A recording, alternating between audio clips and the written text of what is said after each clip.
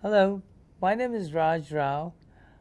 I'm the New Source Review Manager in Air Quality Policy Division with OQPS in RTP.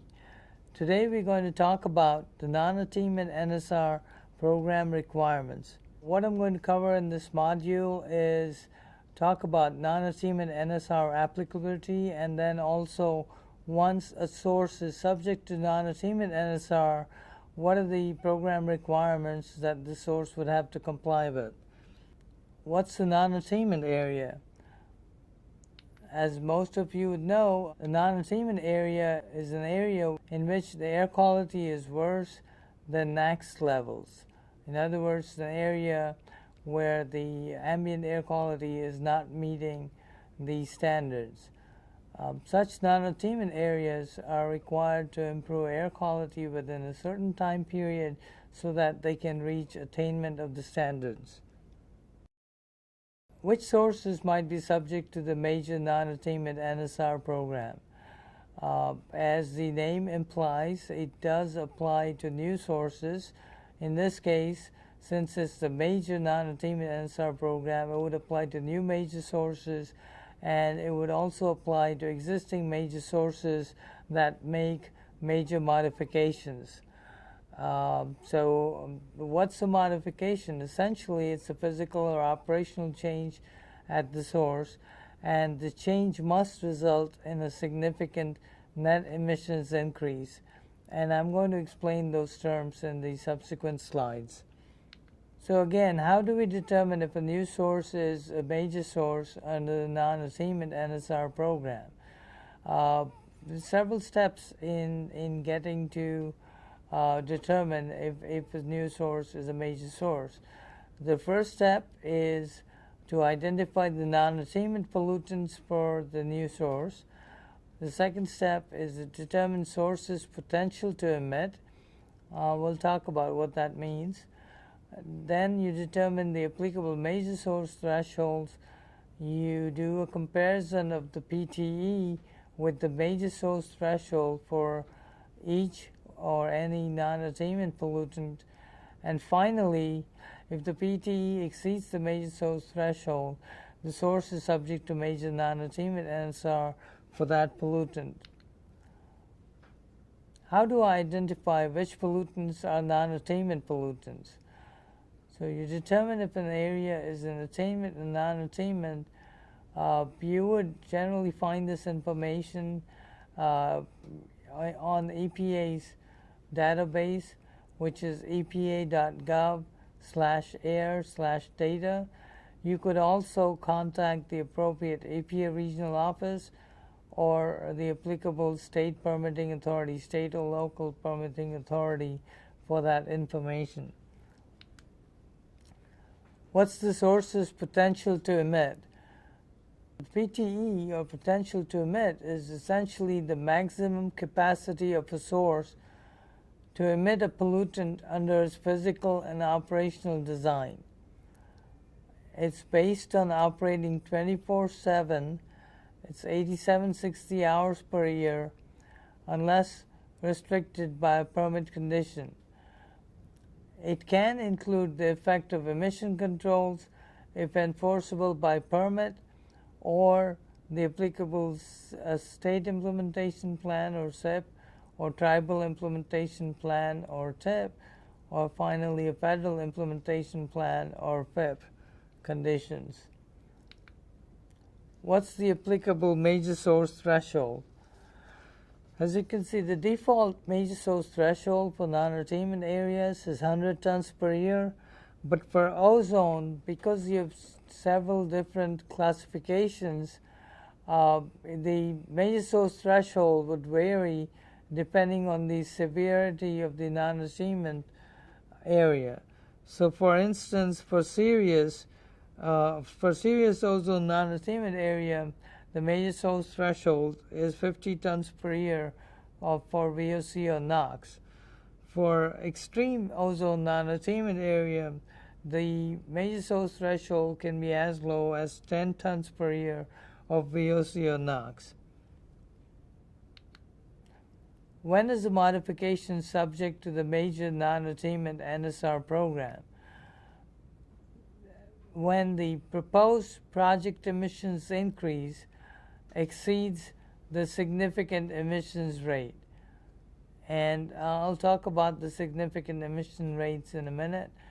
But essentially, you calculate what the proposed project emissions increase is, you compare that with the significant emissions rate, and if the SER, or the significant emissions rate for VOC NOx or SO2, is 40 tons per year, for instance.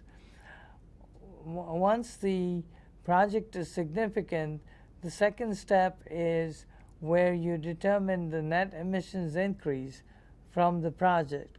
And you compare that again with the significant emissions increase to see if it results in a significant net emissions increase. What should I do to determine if a modification is subject to the major non-attainment NSR program? In other words, this is a netting analysis. So what are the steps involved to do a netting analysis? You first confirm that the emissions increase from the proposed project is significant, like I said earlier. Then you define or determine the contemporaneous period. So you determine the beginning and ending dates of the contemporaneous period as it relates to the proposed modification. And then you determine which other emission units at the source have experienced an emissions increase or decrease during the contemporaneous period. Again, I'm going to walk through this with an example so that will better illustrate this concept. The next step would be to determine which emissions are creditable. Which emissions increase or decrease are creditable. And then you determine the amount of each contemporaneous creditable emissions increase and decrease, and you essentially sum up all of these contemporaneous increases and decreases with the increase from the proposed modification to determine if a significant net emissions increase will occur. Again, this is the detailed steps to determine if a significant net emissions increase would occur. So the first step, to recap, would be to determine if the proposed emissions increase from the project is greater than significant emissions rate. That's the first step. That essentially determines that the project is significant. If that's the case, then the next step is to determine if the project results in a net emissions increase. So again, if the net emissions increase is greater than the significant emissions rate, and that essentially determines if it's a major modification or not. So if the project emissions increase is less than the significant emissions rate, then you stop at step 1. That means the source is not a significant, the project is not a significant project, and the source is exempt from review, and it's not considered a major modification. For example, for SO2, if the SO2 emissions increase from a proposed project were 80 tons per year, then 80 tons per year being greater than 40 tons per year, which is a significant emissions rate, the net emissions increase determination is needed, because this project is significant for SO2, so you would go to this next step of determining the significant net emissions increase. So again, as said earlier, to do a netting analysis, you would have to determine the contemporaneous period. So you would determine the beginning and the end of the contemporaneous period. So to determine the source's net emissions increase, we define the contemporaneous period. For non-attainment NSR, states generally use 5 calendar years before the source commences operation. So that would be the start of the contemporaneous period, and the end would be the date of commencement of operation. So in this example, let's say the commenced construction date is June of 2006. So you'd go back 5 years to determine the start of the contemporaneous period. So June 2001 becomes the start of the contemporaneous period, and then you look at when the project is scheduled to commence operation, and that, in this case, that date is September of 2008. So essentially the contemporaneous period is from June 2001 to September 2008.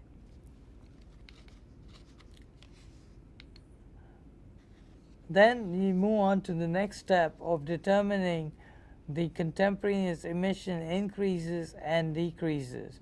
So essentially looking at, during the contemporaneous period, what emission units experienced an increase or a decrease. So in this case, we're looking at June.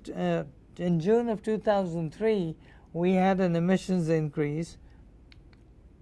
In September of 2008, we had the emissions increase, which is the proposed increase from the project. All right, so the next step is to determine which emissions are creditable. An increase or decrease is not creditable if it has been previously relied upon for issuing a permit, and that permit is in effect during this review. A decrease is creditable only to the extent that it's federally enforceable prior to the permit issuance. Another important criteria is that the reduction needs to occur before the new source or modification can commence operation.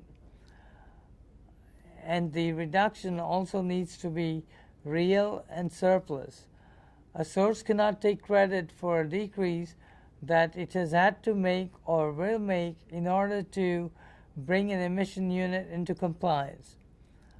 So in other words, we can't give credit for a source that's operating in non-compliance. An emissions reduction from a unit which was permitted but never built or operated. Again, in other words, reductions have to be real. They have to be from actual emissions and not from allowable emissions. We move on to determining the amount of each contemporaneous emissions increase or decrease. Again, this is done on a pollutant by pollutant basis. It's based on actual to potential emissions difference for each unit, and past decreases or increases in actual emissions are based on average of any 2 consecutive years in the past 5 for utilities, and average of any 2 consecutive years in the past 10 for non-utility sources. For example, the SO2 emissions increases and decreases are as shown in this chart. We have an emissions increase of 25 tons per year in June 2003 and an emissions decrease of 40 tons per year in September of 2008.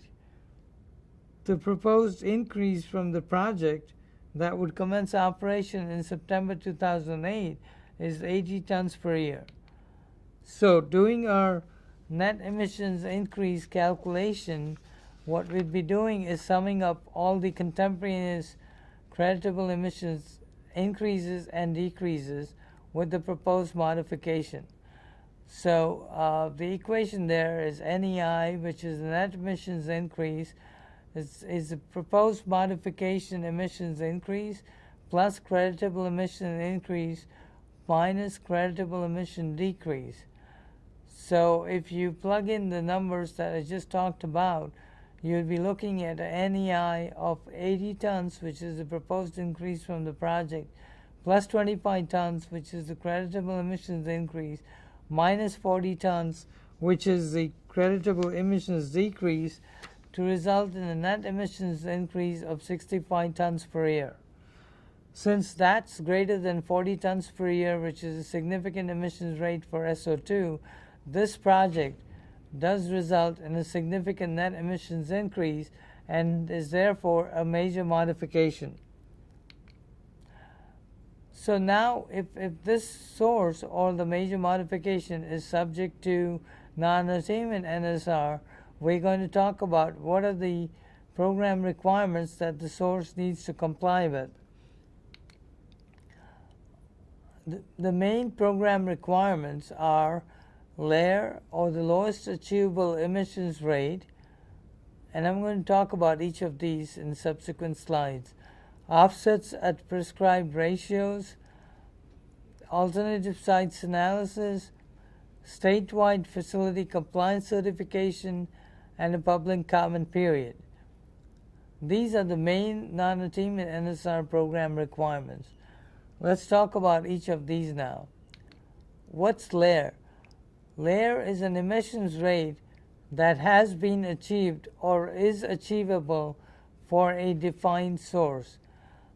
This rate may be in a permit or regulation, and unlike BACT or Best Available Control Technology, this rate or LAIR does not consider the following factors: economic factors, energy factors, environmental or other factors.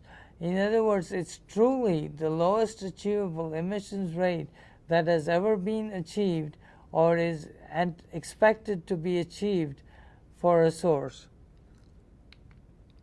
What are emission offsets and what are its requirements? Emission offsets are essentially a Clean Air Act requirement for a new source or a major modification that is subject to non-attainment NSR. They are required to obtain emission reductions from existing sources to balance emissions increases from the proposed new or modified sources. But the default offset ratio is at least 1:1. Now, for ozone non-attainment areas, the Clean Air Act has prescribed offset ratios that range from 1:1 to 1.5:1, depending on the severity of the non-attainment area. So, for instance, for extreme ozone non-attainment area, the offset ratio would be 1.5:1. Emission offset reductions have to meet certain criteria called QEPs. Well, that's the acronym for quantifiable, enforceable, permanent, and surplus. These reductions, it's important to remember that the reductions have to be from actual emissions and they have to be real. There are no paper reductions or reductions from allowable emissions are allowed. The reductions have to be federally enforceable at the time of permit issuance for the new source. And most importantly, the reductions have to be in effect before the new source can commence operation. How is the alternative sites analysis defined? The source owner must submit an analysis of alternative sites that are being considered for this project to look at different sizes of projects, the production processes, and the environmental control techniques.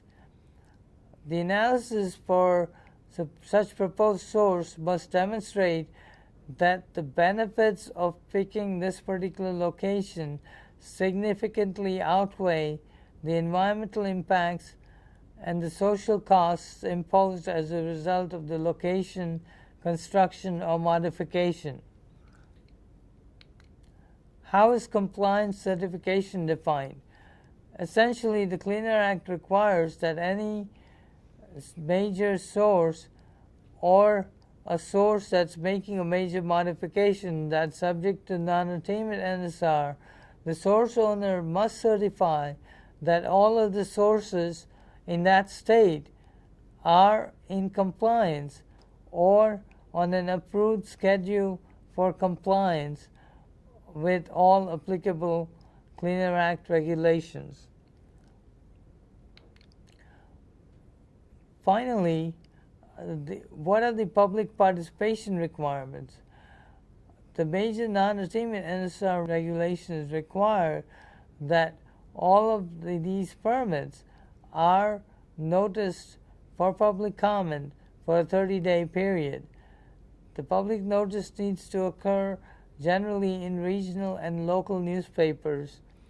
All public comments must be considered before a permitting authority issues a final permit. A technical support document is generally included with the responses to comments with the final permit. So that concludes our training on non-attainment NSR requirements. For further information about all NSR regulations, please visit www.epa.gov/NSR.